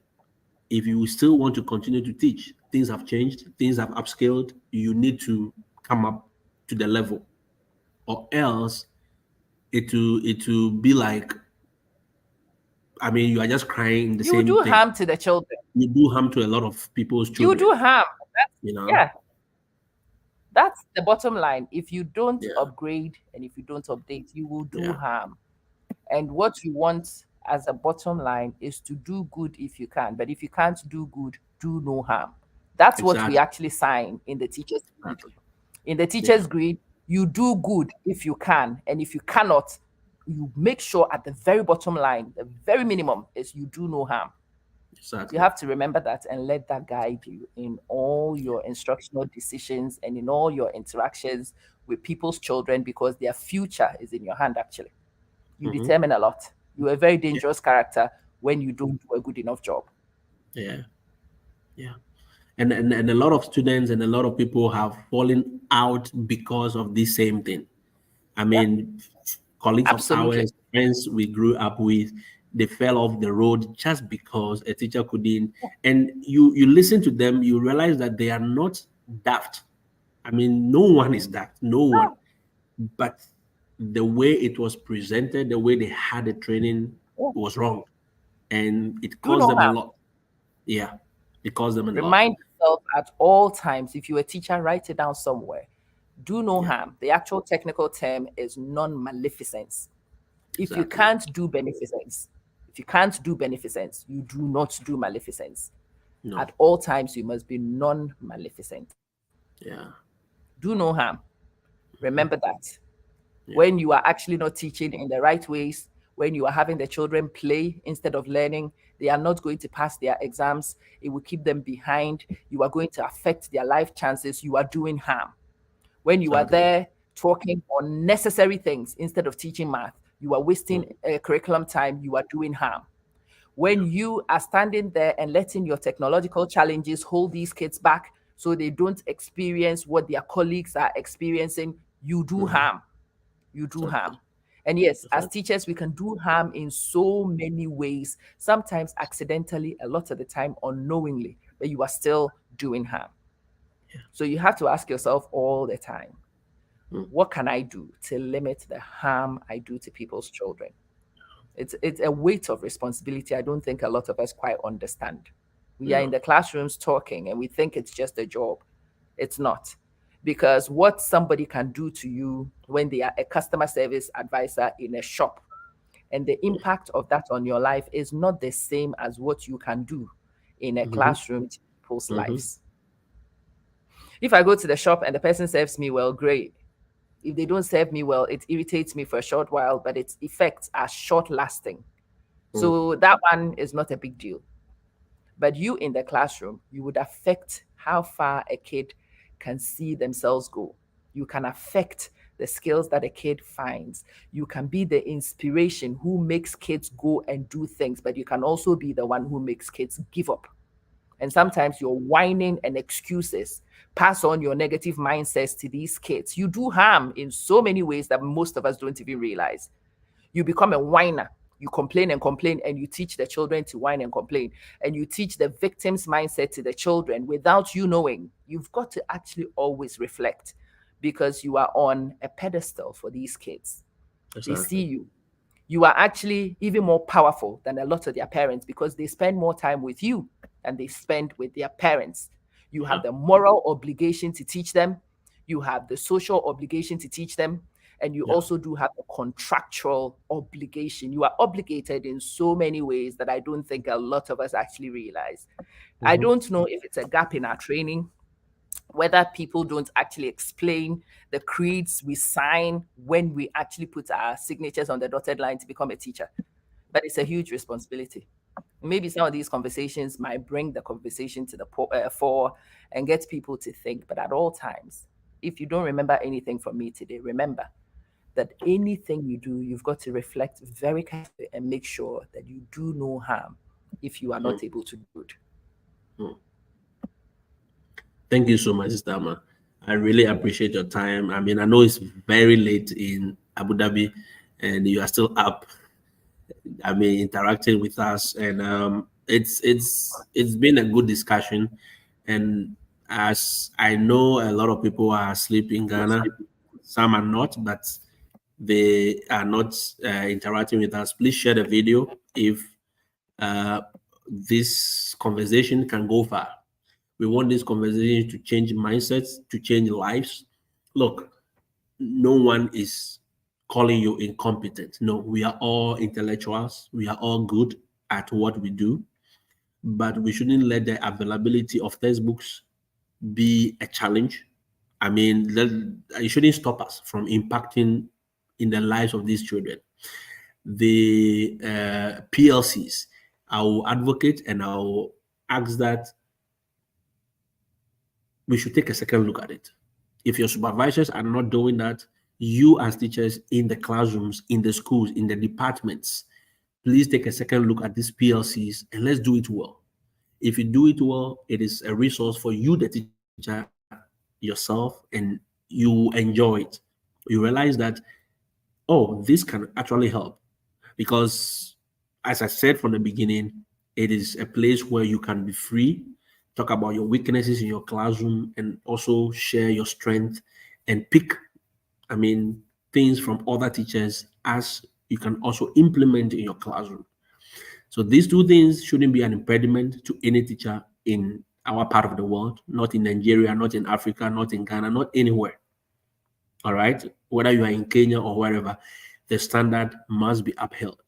That is the only way we can make it. And I want to thank everyone who has engaged on this platform today. It was meant to be a short time, but it's gone a long time. Thank you, Stephen. Thank you, Emmanuel. And I really appreciate you, Enoch. Thank you, Frida. Thank you all, guys. And I know we are going to be having a lot more discussions in these arenas. And as I tell you, I wanted to share certain things, but our time is fast spent. Maybe in my next presentation, I will share it, okay? Or I'll do a video of it and share it online for all of us to see. You see the lesson notes we have to prepare, the lessons you have to, I mean, the slides, and then, I mean, the whole lot of preparation goes into it. And what it takes for you to deliver.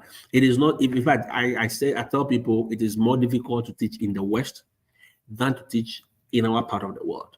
Yes, because in our part of the world, it is basically instructivist approach where the teacher is a god. He brings everything to the children.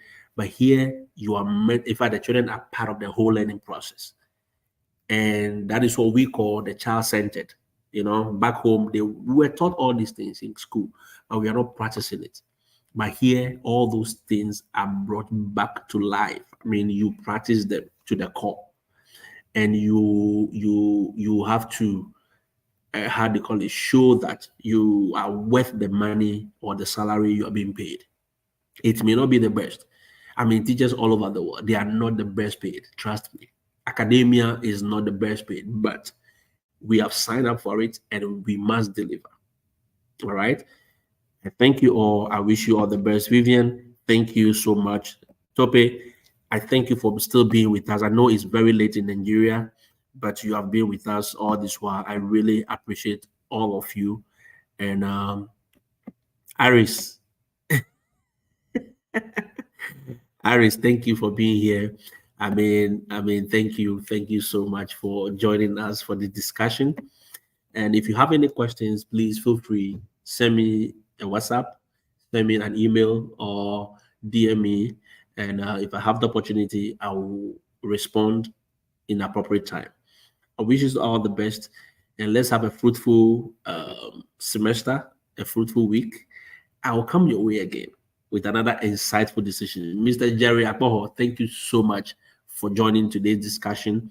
And I know it's going to generate a lot of other discussions. And as and when we have the opportunity, we will come. And as Sister Ma, you see, Sister Ma is always ready to interact with us and to um, join in the discussion, even with the time difference. I really appreciate her time and her intellectual contributions, and it's been very insightful. And as you see the passion in us, it is not, we are not condemning anybody. No, we are not saying textbooks is not possible. No, we are only saying let's make the best out of what we have. Let's make the best out of what we have, not doing any harm to anybody's child, because you don't want the same to be done to your children in other schools. I wish you all the best. And Ajite, thank you so much as well.